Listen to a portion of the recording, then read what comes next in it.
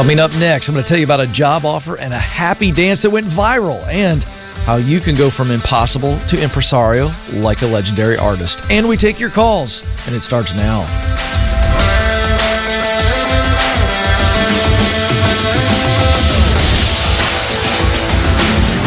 I am coming to you live from Ramsey Studios in Nashville, and you are joining a conversation about who you are, what you were created to do in and through your work, where you can, where you want to do that work, and then how you get there. We want to make your dream job a reality.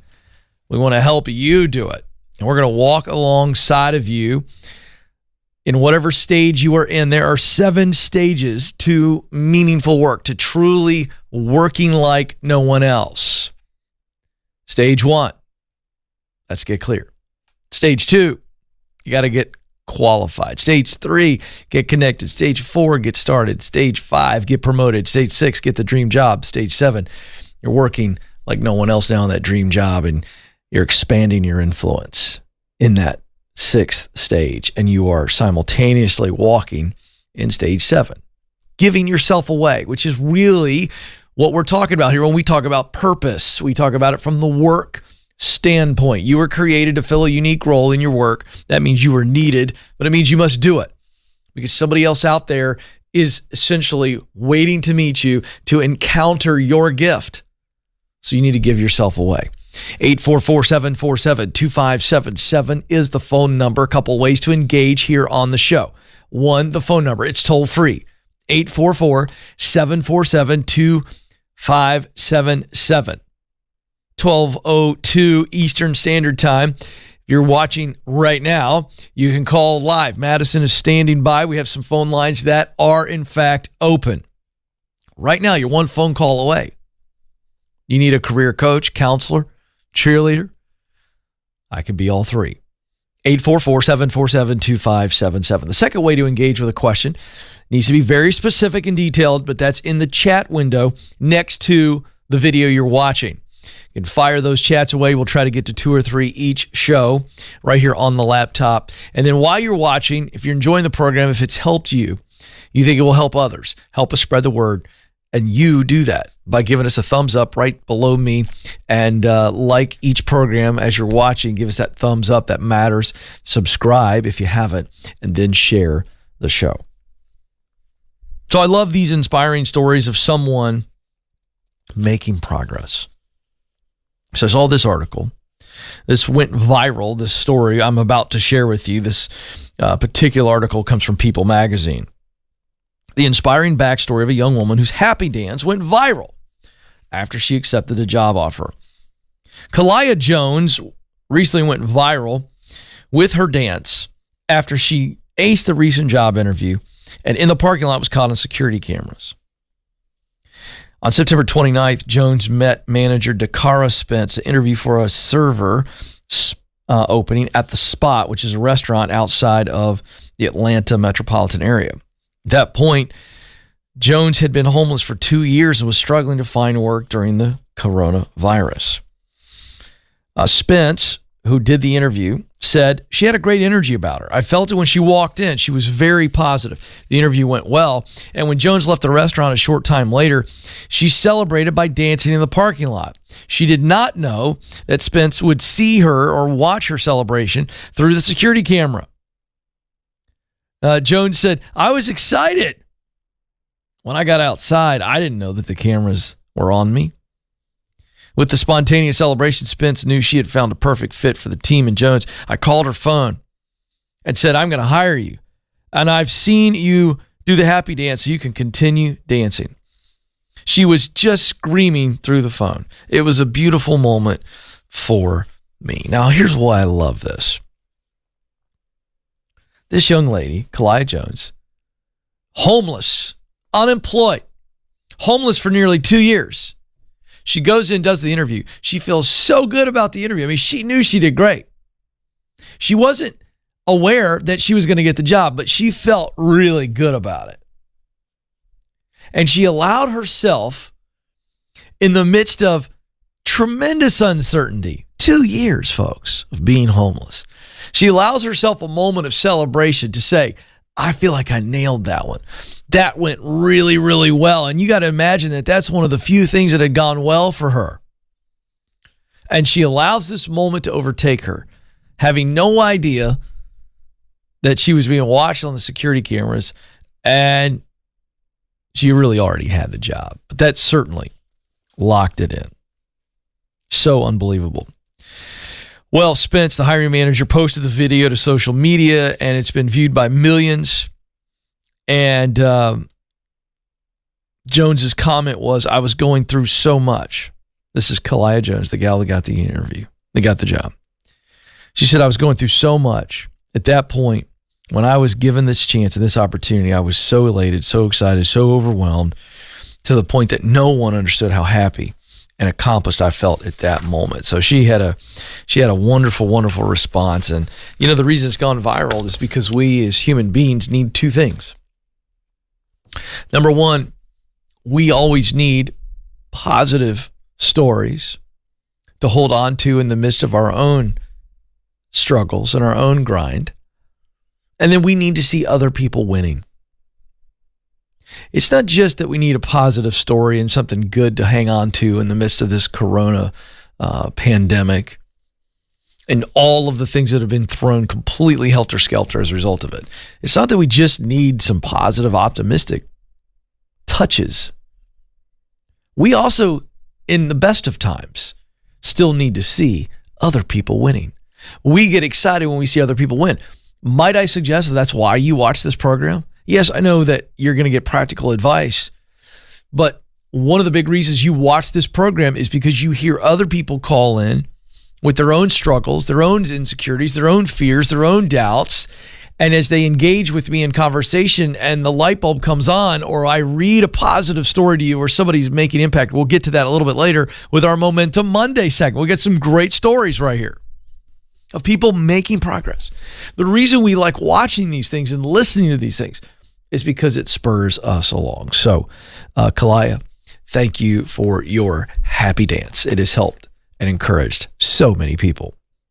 844-747-2577 is the phone number. Let's get to the phones. Rockland, California is where we're going to start. Stephen joins us there. Stephen, you're on the Ken Coleman Show. Hi, Ken. It's a pleasure to be speaking with you today. Well, the pleasure's all mine. How can I help you today, Stephen? So I work as a nurse, currently hold two jobs, single income earner right now. My wife stays home with our two kids. They're under 2, both of them. Mm-hmm. And I got my real estate license about 3 years ago and really excited to jump into real estate. That's kind of a passion of mine. I just love it. And I love my job, so what I do. But overall, I just feel I'm having a hard time transitioning right now. We're wrapping up baby step 2 here. Mm-hmm. And I'm networked very well with a buddy of mine who took a leap from his job about 18 months ago. And he's become one of the successful realtors that he's working at for his company. Great. So I have the right connection. It's just making that jump. The job I have currently, I work 4 days a month, and it's a really high-paying job for what I do. It adds about like another $50,000 worth of income. Okay, hold on one second. I want to make sure I'm because I'm a little lost. So you're a nurse, and then you said you have a second job. Yeah, they're both nursing jobs right now. Okay, so what's this one you're just talking about? Is this like the second nurse job that's only 4 days a month? It's an on-call. Yeah, it's an on-call job essentially. And it makes you $50,000 additionally? Yes. Okay. Yes. Got it. Working. Right.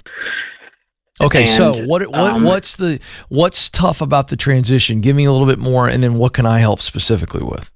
It's just that money. It pays really well, but it just takes up so much of my time to go and to put in the effort to do real estate, even if it's a passion of mine. So just making that leap from real estate to jump into it. And it's just kind of that fear thing as well of, you know, I know it's work for people to take the bet on myself essentially and just go with it. Well, there's a right time to bet on yourself. And so that's what I think we need to address. So you already have your real estate license, essentially. Is that right? Yes, I've had it for 3 years. Okay, you've had it for 3 years, and you know exactly what to do because you got a buddy who's winning, so you know what to do. And I've learned a little bit more talking to my friend Brian Buffini, who's one of the best. So eventually you're going to need to engage with the Buffini Company, Buffini. Once you go full time, you need to engage with their coaching programs. But in talking with Brian and his brother Dermot, who've become really good friends, I've changed my advice on this over time. You can't really win big in real estate if you do it part-time. You got to go all in. And now knowing that from them, it's changing my advice. So this is a little bit excruciating, but it's the only way to do it.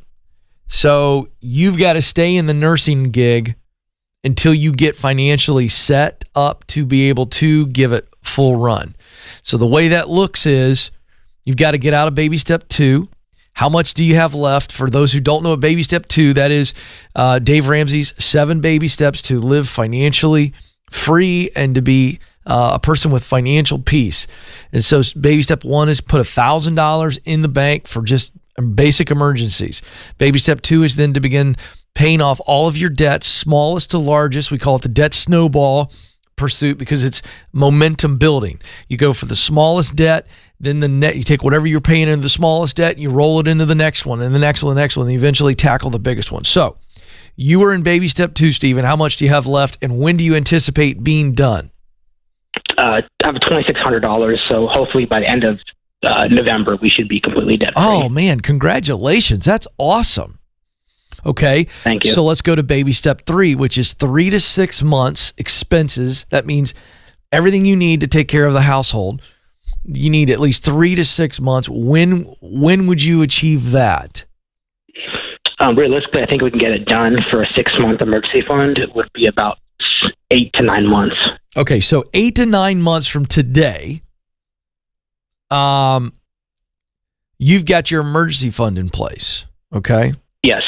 And so then you move into baby step 4, which is 15% of your income to retirement. But while you're doing that, I want you saving up an additional 3 months, maybe even an additional 6 months. And not emergency money, but what I would call your floating fund, meaning so that you don't have to touch your emergency fund. But you've got this, it's called the real estate floating fund, right? And it means we've got an additional 3, maybe 6 months of money set aside that would float you while you're going all in on real estate. And I wonder if you can't go all in on real estate and keep that secondary nursing job where it's 4 days out of the month. I think that I'd be okay with. I think the Buffinis would be okay with that advice as well, because it's only 4 days out of the month. So could you keep the secondary nursing job, which brings in $50,000, and that's kind of that floating fund, right? While you're going the rest of the 26 days of the month or 25 days, whatever it is, you're going all in on real estate. That would be my advice. What are your thoughts on that? Yeah, I totally agree. Yeah, I mean, my ultimate goal, what I thought when I look at the scenarios, would be the current job I'm in going part-time, because my main primary job, I work 3 days, 3 12-hour shifts, so I'd cut down a day. And that's an option too. I like that option. And yeah, I like that. And then, and that's cut me down where I only have to work 2 12-hour shifts, 60%, and benefited, and I can go ahead and just go all in on real estate. I like that even better than what I said. But so the point is you've got to go all in on real estate. You got to go all in. Because if you go all in, you're going to win faster. That's the point. You know what I mean? Thank you so much. Yeah, dude. But you're in great shape. So I want you to, again, you got to take care of the emergency fund, because that gives you even more relief, right? Absolutely. And so this extra money I'm recommending, or if you don't need the floating fund, if you working part-time as a nurse, is that floating fund? It's just every month. Is that what you're saying? Yeah. Then that's fine. That's fine. Yeah. That's fine. The point is you don't want to touch that emergency fund when you're going all in on real estate. And as long as you do that, you're going to crush it, dude. Thank you. You bet, man. I'm really proud of you. Go, go, go. That's how you do it right there, folks. You got to be in a position financially to go for it. And does it add more time to your timeline? Yes, it does. But in the end, it won't add more time, because for those people who try to go all in and they're not stable financially.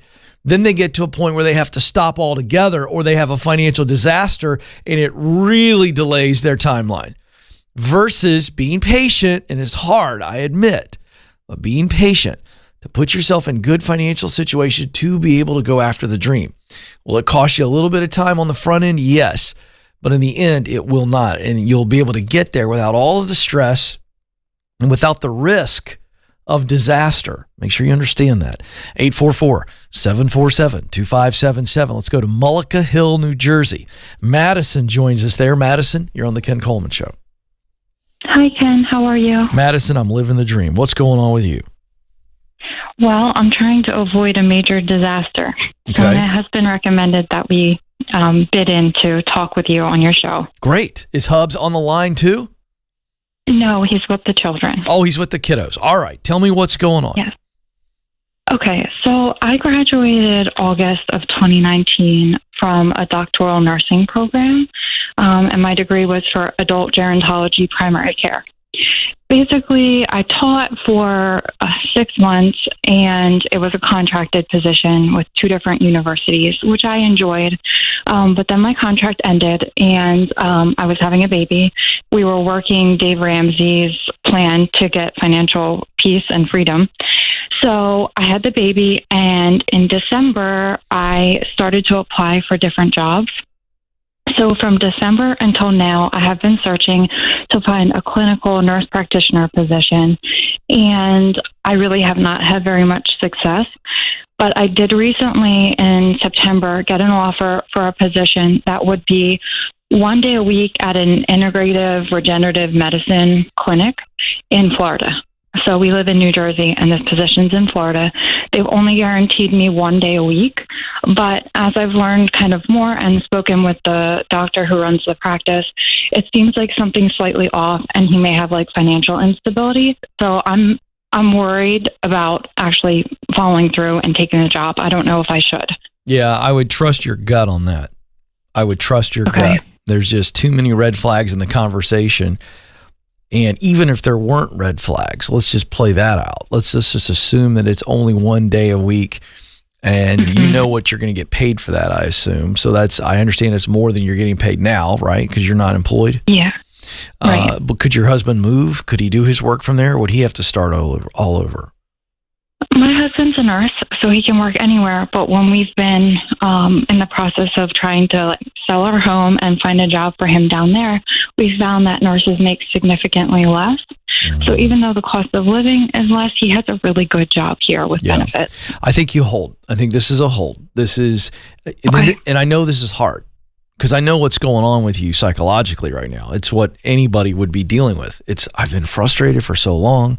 I'm highly qualified with this doctorate, but COVID has hit, and a lot of healthcare frontline working positions have slowed because of the lack of elective procedures in certain states, right?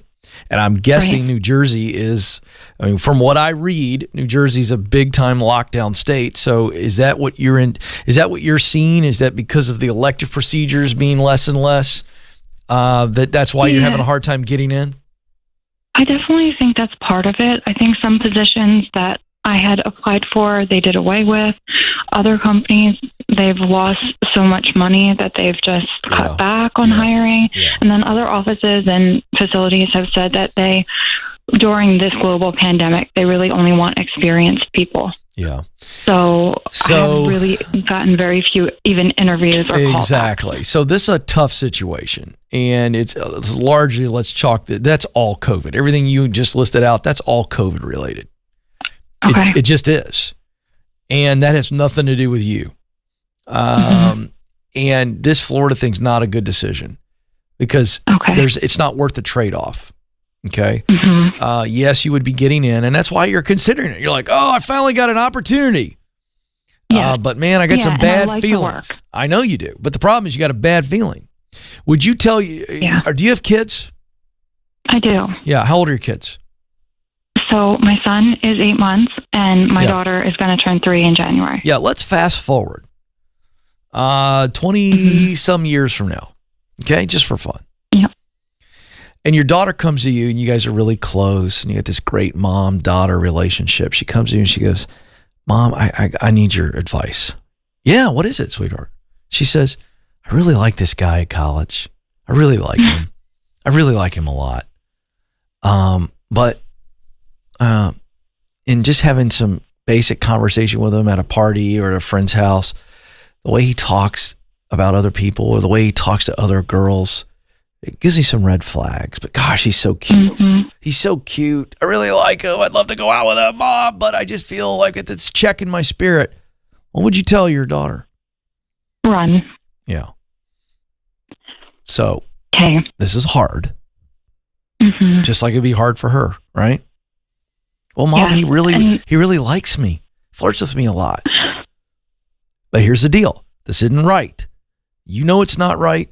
There's all these reasons why it's not right, and we don't take a situation that has got all these things wrong with it just because it checks the box of getting you some work and get your toe in the water. Hang in there a little bit longer. Do not give up the fight. Double down on the proximity principle. I'm going to give you a copy of my book. It's a deep dive. Okay, Madison? It's a deep dive on how to really connect. And even in COVID, it'll work. In fact, I got some emails to read in a little bit of people that are getting great gigs by using the proximity principle, which says in order to do what Madison wants to do, she's got to be around people that are doing it and in places where it is happening. I'm going to walk you through 5 people, 5 places, and I'm going to give you homework assignments that are really easy to do. And if you read the book and do what I tell you to do, eventually you're going to get there, because this COVID thing is the lid, okay? And eventually this lid is going to get lifted. And I don't want you to make a bad decision for your family just because you want to get in. It's not worth it. Just hang in there a little bit longer, okay? All right. Thank you read so the much. book. I do appreciate it. You bet. Hang on the line. Madison's going to give you the copy of the book, whatever format that you want. 844-747-2577. All right, Joe. I think the timing is perfect because I just told Madison that even in COVID times, the proximity principle works. In fact, it is the game changer in bad times and in good times. And I got some proof in today's Momentum Monday. Oh, yeah, we love to share stories of momentum from you, the people, to encourage you. There are real people that are making strides. They're making progress, even in times of COVID. Here we go. Mark from Kansas City writes in, hey, Ken, I'm starting classes to become a licensed real estate agent with a dream of owning my own brokerage in the next 10 years. The biggest challenge has really been fear. Family members have pushed safety and having a steady job, working for someone else, but I'm a world-changing entrepreneur, and it is time to let my heart sing. How about that? I love it. By the way, earlier in the email, he says, I started working the proximity principle at the beginning of 2020. I kept connecting with people, asking questions, and finally had a friend who put me in touch with a real estate broker.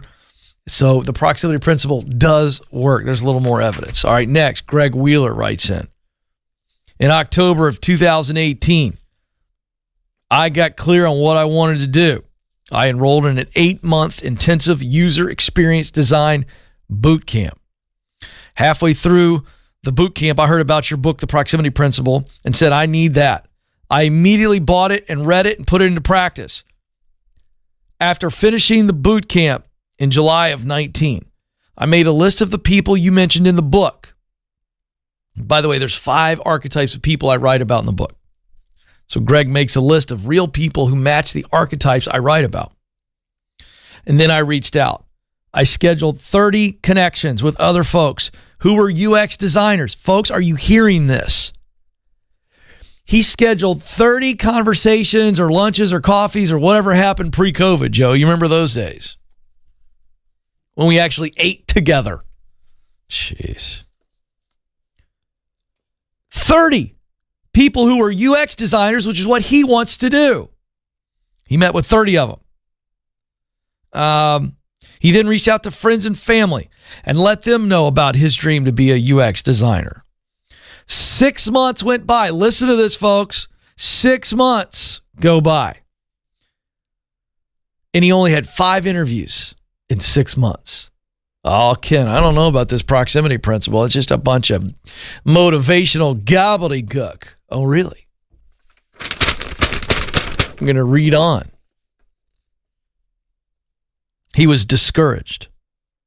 At that moment, he got a text from a friend that he used to work with saying he just got promoted to design team lead and had 2 spots open. It was a long journey of nearly 2 years, but in July of 2020, I landed my dream job as a UX designer. And here's the best part of the story. Listen, folks. He later told me, this is the friend that texted him out of the blue. But it wasn't out of the blue, Joe, because he was one of the 30 people he reached out to. Early. He later told me that he reached out. No, I got that wrong, Joe. I messed it up. He later told me that he reached out because another mutual acquaintance told him about me. The one acquaintance who told my friend about me was one of the 30 designers I went to coffee with. How about that? So the friend who texted out of nowhere has a conversation with the mutual acquaintance, which is one of the 30 UX designers that Greg decided to meet with and start the proximity principle. How about that? He goes on to say, the proximity principle works, ! And here's the best part. The job is a 40% increase in pay, which is a huge blessing for our family. I'm doing what I love and what I'm good at. How about that? Oh, my goodness. By the way, if you're watching right now, you can buy the book for $20, or is it $25? I think it's $25. You get all 3 formats for one price at kencoleman.com. There you go. I don't mind pitching the book because it works. There it is on the screen. And one more. I got so many here, Joe. Stacy writes in on social media. At Ken Coleman on Instagram. You need to be following me over there. I was at a job where there was a significant values difference in company culture and their business model. I put in my notice this morning that I would be moving on. So there you go. Striking out. I'm done. I'm out. I love it. This is fun, Joe. I'm going to keep going. It is the Ken Coleman Show after all. Linda F. writes in on social media, at Ken Coleman on Instagram. After praying for God to close every door quickly and open up doors that will help me reach my fullest potential, I realized that the same door had been open for 4 years. I decided to do something about it and took a test to get my producer's license and sign up with a SmartVestor part-time. Today, I received my first check. Oh my gosh. Angela B. I had no idea how overworked I was in my last teaching position until I found out they had to hire 2.5 people to fill out my position when I left. I'm in a new teaching position now. The roles are more clearly identified and the teamwork and dependability is amazing. And so is my employer. Wow. Making progress, folks. People are making progress, and you can make progress too. But you're going to have to look fear and doubt and pride in the eye, and you have to say, this ain't worth it. Being miserable is not worth it. 844-747-2577. Let's go to the chat window right here. Here we go. Lance writes in, what if your dream job becomes a nightmare? All right. This is particularly a tricky question here because I don't have the details. But the question I would ask you, Lance, if you called in on the program and asked me that, I'd say, what's causing the dream job to become a nightmare? Inevitably, there's people involved. And inevitably, there's a really negative culture that you're in. So, again, I don't know the details, but we got to figure out, can we fix the people problem or the culture problem? Can you fix it? Because if you can't, when the dream becomes a nightmare, it's time to wake up. Isn't that the truth, Joe? When we have a nightmare, what's the best thing that can happen to us? When we wake up, heart's pounding, we're sweating. Oh my gosh, what do we got to do? I know what I do when I wake up from a nightmare. I go get myself a cold glass of water, Joe. Oh, jeez. What's going on? Got to analyze that nightmare. Whoa. And so that's what you have to do. That's the analogy there. But I'll tell you this, you need to call me. I need to know what is made it a nightmare, and then I can give specific advice. Let's go to Justin. I have the opportunity to become a part of an insurance agency that is a endorsed local provider, part of the Ramsey Network, which we call SmartVestor Pros now. What are some things I need to consider before making the move? Well, Justin, this is what I teach everybody. Is this opportunity with one of our Ramsey SmartVestor Pros, so being a financial advisor, is that in your sweet spot? In other words, does it allow you to use your talents, what you do best? Is it work that you love to do? Is a normal day, a full day of that type of work, the task, the functions, is that work that you love? And then if you look at the results of that work done well, producing a clear financial path for folks, seeing them get the yield on their investments and winning in their retirement, winning in their investments for family or whatever their dream is that they want to fund, does that make your heart feel alive?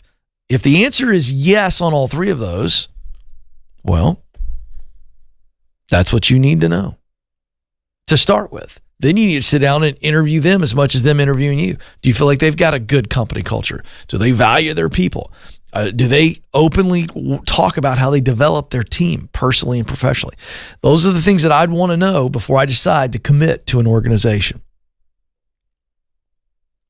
Hong Lee writes in, how do I tune out other people's judgment or their voices to make sure that I'm really choosing the path of something I love doing? Well, that's really simple, actually. You've got to get quiet. You've got to get into a place where you're not distracted.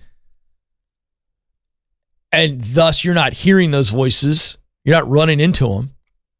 And then you got to choose to not sit in quiet and think about all the negative things that you've heard. And so that's why I recommend a pencil. And I write on this every day. So I recommend a pencil and your own notebook. And you get a loan and you write down all the things you love about the thing you want to choose. Walk through the sweet spot exercise. Does it allow you to use what you do best? Is it work that you love to do? Does that work produce a result that fills your heart? And you just do that. And once you get the clear answer there, then you have to be a big girl. And I think you're leaning towards it here by the nature of the question. You just go, look, I've confirmed over and over and over again that this is what I'm created to do. This is what I'm supposed to do. And so I'm going to do that. And I'm not going to worry about what other people say because it's your life, not their life. And it's really difficult. I'm going to acknowledge that. This is very difficult when the people that are poo-pooing or cautioning you are friends and family, people that you love. But understand, every time I talk with a caller who's dealing with this, I find that the family members who are telling them to be cautious and not take a risk and not go after it are the very people who've never done it in their own lives. And so they want you to stay in the safe little baby pool. And there's no adventure in the baby pool. There's nothing exciting in the baby pool. It's just sitting around a bunch of warm water.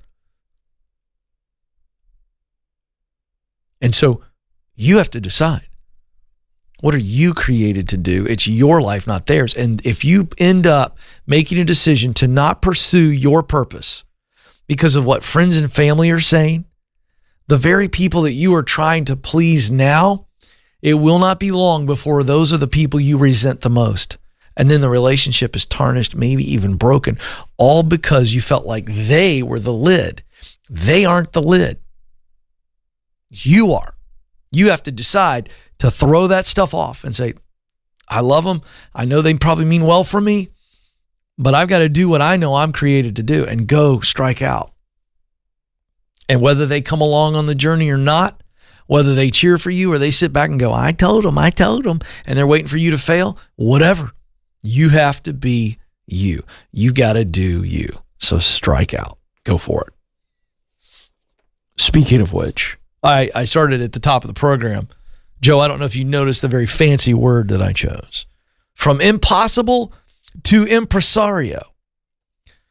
This hip-hop icon, legend, businessman, started out, you want to talk about starting out behind the eight ball. Some of you are watching right now, you're going, Ken, I come from a family of destruction, or I come from poverty, or I come from dysfunction, or I come from nothing. I can't see the dream. Well, let's talk about this American rapper, producer, entrepreneur. He dropped out of school, even though he was showing potential, got distracted in a rough neighborhood and environment. He decided to drop out of school and make money selling crack. Almost lost his life multiple times after being shot at. And it woke him up.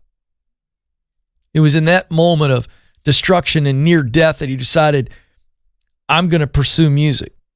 So he goes after it. He goes on to be rejected by every major label in the country.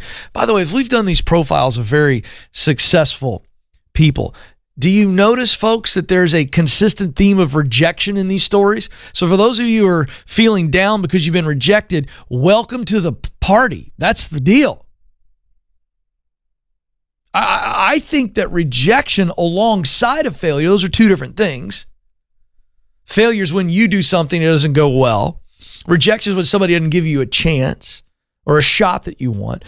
I don't know that you can be successful without some level of rejection and failure. So I would say those are the tickets to the, you know what I mean? Joe, you remember those little admit one little paper tickets you would get when you go to the festivals when you were younger? You know what I mean? It's kind of like, here you go. Here's your failure ticket. Here's your rejection ticket. You're going to at least need one of these for success. It's just the price of admission. And the sooner we realize that, the easier it is to face it, and the easier it is to move forward through it. So every major label in the country said no. Finally, he said, by the way, this is my story as well. After being told by a bunch of radio people no, a bunch of TV people no, I said, all right, I'm going to create my own daggone platform. I'm going to create my own thing so that people can see what I've got to offer. So he did the same. Started producing his own music. Started his own label. Titled Rockefeller. You hip-hop fans now know who I'm talking about. He is, in fact, Jay-Z. But it wasn't a rocket ship ride of success after he started his own thing. It was still really hard. A lot of failure. Almost all the artists he had on his label ended up leaving Jay-Z to only release one album. They didn't quit, though. Eventually, he was asked to collaborate on Notorious B.I.G.'s posthumous album, Life After Death. That's when he started to get some notoriety. But he had fights with fellow artists and fights over whether or not the content had been ripped off. More and more failure, more and more hardship, but he stays with it. Now he's a billionaire.